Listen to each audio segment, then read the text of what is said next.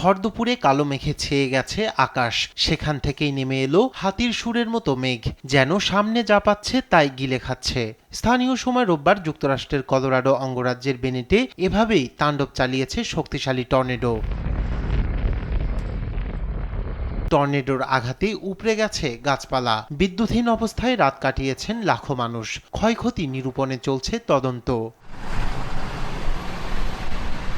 আর শুক্রবার কেন্টাকি ও মিজৌরি অঙ্গরাজ্যেও একাধিক জায়গায় টর্নেডো তাণ্ডবের পর বর্তমান চিত্র আরো ভয়াবহ।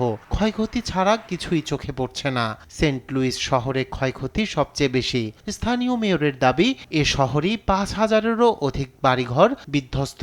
ক্ষতির পরিমাণ 100 কোটি মার্কিন ডলার হবে মনে করছেন মেয়র কারা স্পেন্সার। আমরা 100 কোটি ডলারেরও বেশি ক্ষতির অনুমান করছি।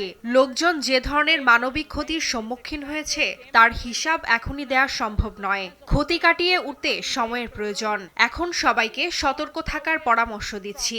আগামী কয়েকদিন দুর্যোগপূর্ণ আবহাওয়া থাকতে পারে। অবশ্য সেন্ট লুইসের মানুষ ফিরছেন আপন ঠিকানায়। ধ্বংসস্তূপে দাঁড়িয়ে হতাশ অনেকে।